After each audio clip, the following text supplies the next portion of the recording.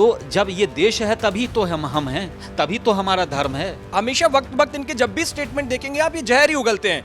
ये कभी नहीं चाहेंगे कि मुस्लिम समाज के बच्चे पढ़ लिख जाएं। नमस्कार, आप देख रहे हैं भारत एक्सप्रेस और मैं हूं आपके साथ आंचल मित्तल। जमीयत उलेमा-ए हिंद के प्रमुख मौलाना महमूद मदनी का एक विवादित बयान सामने आया है। उन्होंने ज्ञानवापी और मथुरा मुद्दे को बयान में लेकर सुप्रीम कोर्ट के ऊपर निशाना साधा है। उन्होंने कहा कि सुप्रीम कोर्ट केंद्र के दबाव में आके काम करता है। इसके साथ ही उन्होंने एक बड़ा बयान और दिया है। उन्होंने कहा है कि जब जुल्म होगा तब जिहाद होगा। अब इसको लेकर क्या कुछ इनके इस बयान के मायने हैं, यही समझेंगे। इस वक्त मेरे साथ मेरे वरिष्ठ सहयोगी हरिशंकर जी मौजूद है, साथ ही उज्जवल मिश्रा भी मौजूद है और इनसे इस बारे में बात करेंगे। तो सर, जो भी उन्होंने बोला, इसको लेकर आप क्या सोचते हैं कि क्या उनका मतलब था? देखिए, जो महमूद मदनी कह रहे हैं, इनका कहना ये है कि सुप्रीम कोर्ट में ये जो मथुरा मामला है, चाहे ज्ञानवापी का मामला है, ये सुनवाई योग्य नहीं है।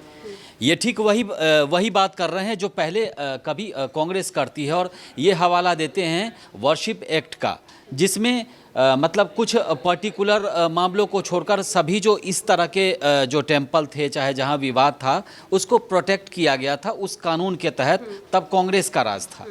लेकिन जब सुप्रीम कोर्ट में ये मामला गया तो ये लगातार सुप्रीम कोर्ट पर जो है ये टिप्पणी कर रहे हैं कि ये सुनवाई योग्य नहीं है। लेकिन अदालत है, सर्वोच्च अदालत है। सर्वोच्च अदालत जो है महमूद मदनी या अरशद मदनी के हिसाब से नहीं चलेगा, या मेरे हिसाब से नहीं चलेगा।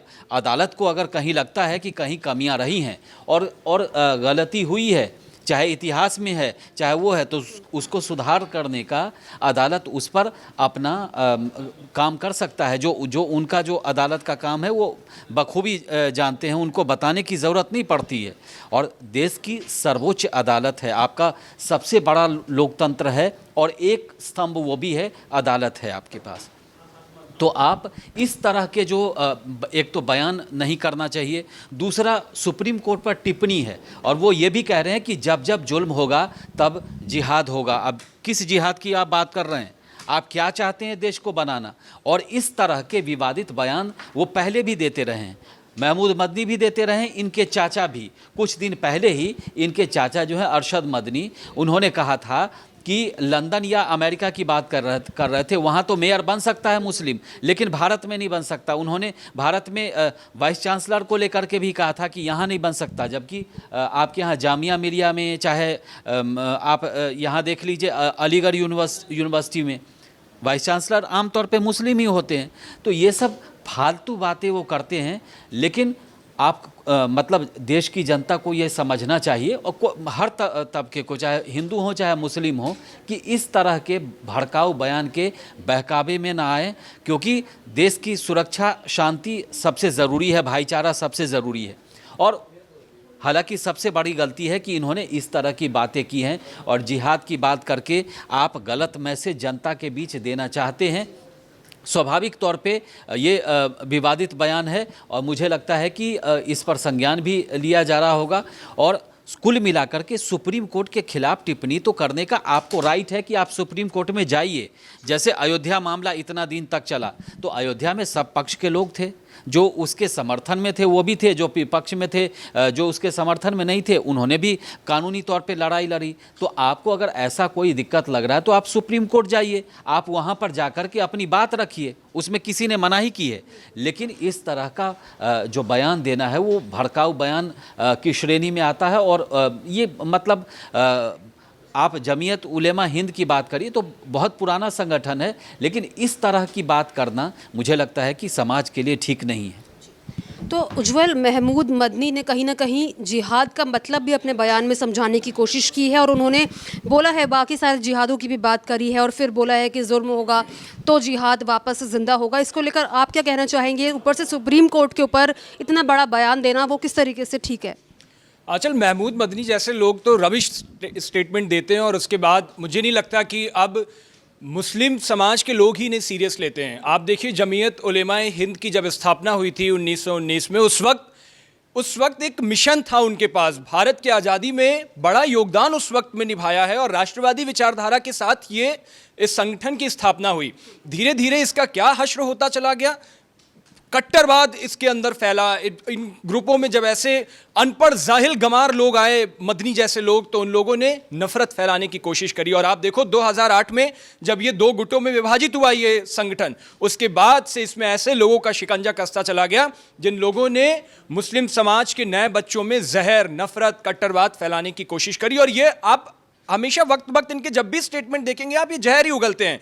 ये कभी नहीं चाहेंगे कि मुस्लिम समाज के बच्चे पढ़ लिख जाएं, क्योंकि पढ़ लिख जाएंगे तो वो आगे काम करेंगे, फिर इनकी भीड़ में कौन शामिल होगा, फिर इनके लिए आवाज कौन उठाएगा। ये जब एक सम्मेलन कराएंगे, ये जब एक इस संगठन के जब मीटिंग्स होंगी तो उसमें कौन लोग आएंगे। इसलिए ये क्या करते हैं कि समय समय पर आप देखोगे कभी 2, 4, 6 महीने में आएंगे और जहर उगल के चले जाएंगे और उस पर फिर बात होगी।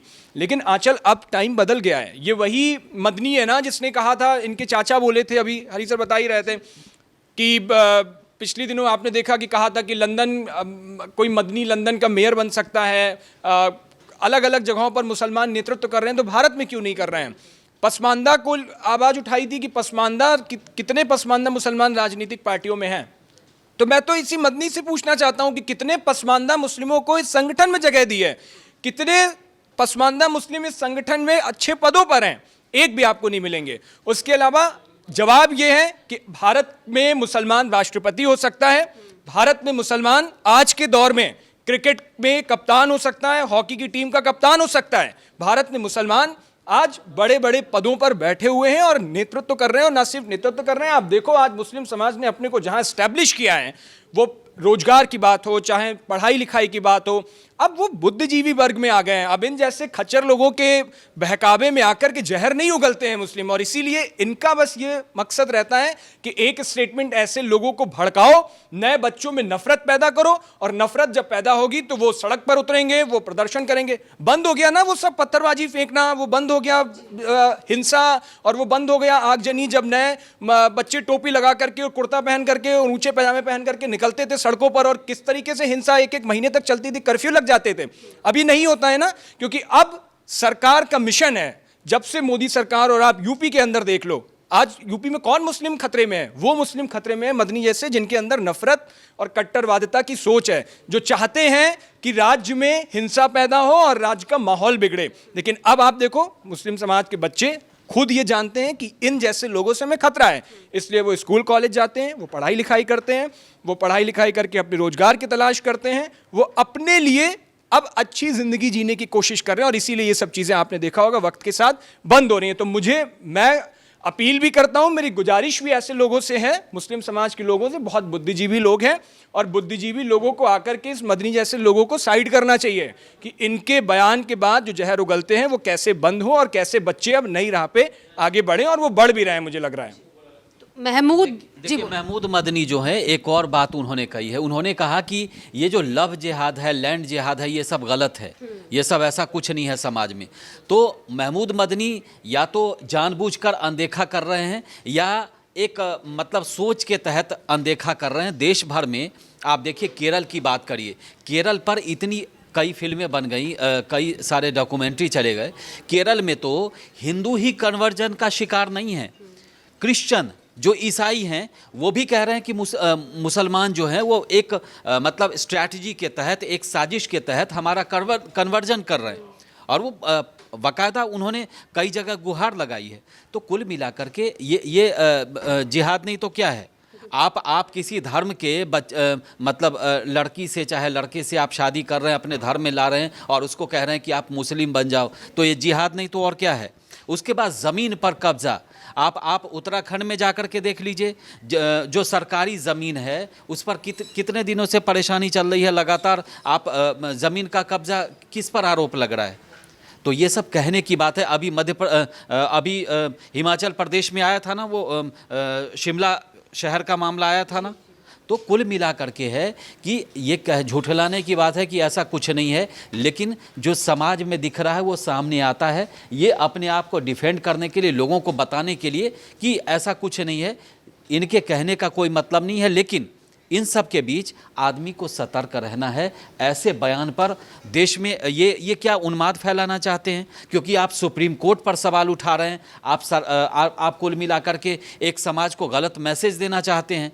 लेकिन उज्ज्वल ने बहुत सही कहा है कि इनकी बात पर अब कोई गौर नहीं करता, यकीन नहीं करता, इसीलिए ये कुछ भी बोल लें, ये कितना भी निशाना चाहे सुप्रीम कोर्ट पे साध लें, चाहे सरकार पे कह दें, इनके पर अब कोई यकीन करने वाला नहीं। क्योंकि जब आपकी मानसिकता खराब होगी तो कोई भी समाज आपको न सुनेगा और न उस पर अमल करेगा। मुझे लगता है आजकल हर समाज में आप देखिए, जैसे हर भगवा चोला ओढ़ लेने वाला साधु संत नहीं होता है, ऐसे ही हर जालीदार टोपी पहन के दाढ़ी बढ़ा करके खुद को मौलाना कहकर कुछ जहर उगल दिया और उसके बाद हर कोई बुद्धिजीवी वर्ग से नहीं आते हैं। हर किसी का मकसद अपनी कौम को बढ़ाना नहीं होता है।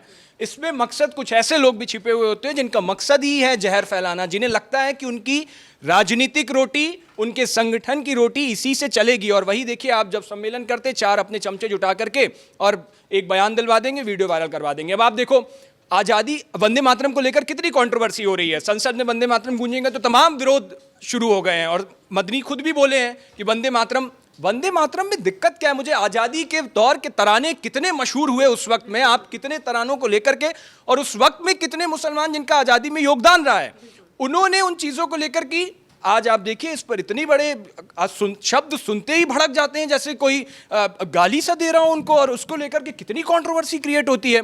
एक छोटा सा शब्द, जिस देश का आप नमक खा रहे हो, जहां रह रहे हो, जो आपको हवा पानी सारी सुविधाएं मुहैया करा रही है, अगर उसके लिए आप अपना ग्रेटिट्यूड दिखा रहे हो, आप उसके लिए मतलब मुझे समझ नहीं आता है कि इससे दिक्कत क्या हो सकती है। लेकिन आप देखो, एक नफरत फैलाने की कोशिश है और वो लगातार चलती है। आप देखिए, दुनिया में जो भी बड़े देश हैं, चाहे आप जापान की बात करें, आप चाहे कई देशों की बात करें, वहाँ पर राष्ट्र प्रथम होता है।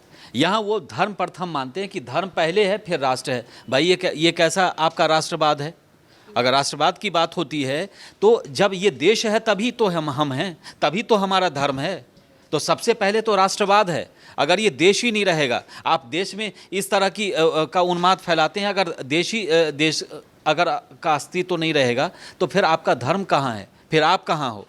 तो कुल मिला करके ये शुरू से, और जो इस तरह के जो बड़गलाने वाले लोग हैं, धर्म के नाम पर उन्माद फैलाने वाले लोग हैं, ये राष्ट्र से पहले धर्म को रखते हैं। ये कहते हैं हमारे धर्म में लिखा, हमारे शास्त्र में जो भी लिखा हो, लेकिन एक देश का कानून होता है, एक देश का तहजीब होता है, एक नज़रिया होता है, आपको देश के हिसाब से। आप देखो, विकसित देशों को देखिए, वो हमेशा नेशन फर्स्ट की पॉलिसी पर चलते हैं। आप यूएस को देखिए, अमेरिका को देखिए, वहाँ चुनाव के टाइम पे नारे लगते हैं, अमेरिका फर्स्ट, नेशन फर्स्ट, ऐसे नारे लगते हैं। आप चाइना में देखिए, नेशन फर्स्ट को कितनी तरजीह दी जाती है। आप रशिया को देखिए, उनके लिए देश सर्वप्रथम है विकसित देशों में। तो अगर हम नेशन फर्स्ट की बात कर रहे हैं तो इसमें गलत क्या है? राष्ट्र हमेशा सर्वोपरि होना चाहिए, संविधान सबसे बड़ा एक किताब होनी चाहिए, और वो सब मानते हैं उसको, और उसी के मुताबिक देश चलता है। आप एक तराजू के एक पलड़े में संविधान की किताब रखें और दूसरे में अपने धर्म की किताब रखें, तो जाहिर सी बात है संविधान सबसे ऊपर जाएगा उसमें, क्योंकि आप उस देश की, उस नींव की, उस मिट्टी का खा रहे हैं, और इसलिए वहां के जो उसूल हैं वो सारे पूरे देश के लोगों से मिलकर बनते हैं। ये देश सिर्फ एक नक्शे पर बना हुआ कागज के टुकड़े में एक वो नहीं है, ये लोगों से मिलकर के बना हुआ है। और इसीलिए आप देखो, अब जैसे मदनी ने कहा कि जो अयोध्या मथुरा ज्ञानवापी के जो विवाद थे, वो सुप्रीम कोर्ट को उस पर सुनवाई नहीं करनी चाहिए थी, वो वर्शिप एक्ट का हवाला लेकर के जानबूझ के उस पर सुनवाई कर दी।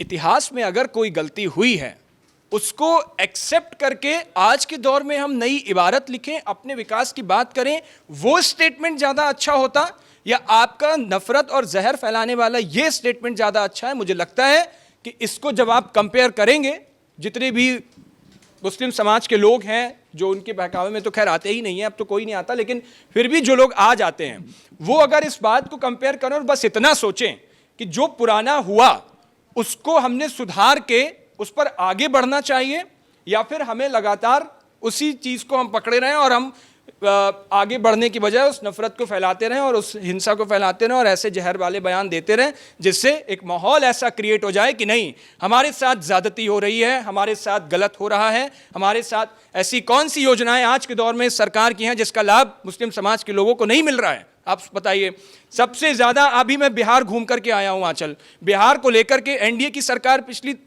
चली ना, पिछली बार एनडीए की सरकार ही थी, दोबारा रिपीट हुई।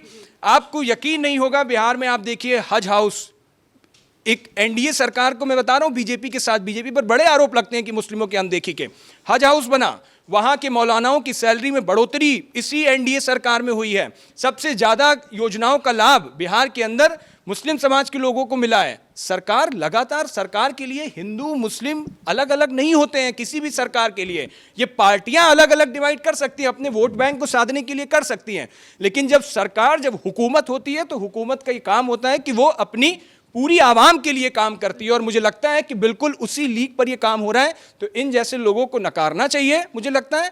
और जब हम विकसित होंगे, हमारा विकास होगा, तो हमारे समाज का विकास होगा, हमारे समाज का विकास होगा तो हमारे राष्ट्र का विकास होगा, और राष्ट्र का विकास होगा तो हमारे जो लकीर हम दुनिया में खींच रहे हैं, वो मुझे लगता है कि वो एक बड़ी लकीर खींचेगी। और लगातार आप देख ही रहे हैं कि भारत का नाम दुनिया में किस तरीके से रोशन हो रहा है। तो इन जैसे लोगों को अवॉइड करना चाहिए। मुझे नहीं लगता इन पर बहुत ज़्यादा समय देने की और बात करने की ज़रूरत भी है। नहीं, और वंदे मातरम में ऐसा गलत क्या है? आप माँ तो हर धर्म में है ना, चाहे मुस्लिम में हो, चाहे हिंदू में हो, चाहे सिख में हो, चाहे ईसाई में हो, हर धर्म में माँ को माँ ही कहा गया है। उसका नाम थोड़ा आपने अलग कर दिया है, कहीं मदर है, कहीं अम्मी कह दिया आपने, लेकिन माँ शब्द जो है वो सीधे सीधे तौर पे हर धर्म में है। माँ को सम्मान है। तो धरती, अगर हिंदुस्तान हिंद की धरती में अगर धरती को माँ कहा गया है तो माँ तुझे सलाम, वंदे मातरम वही है ना।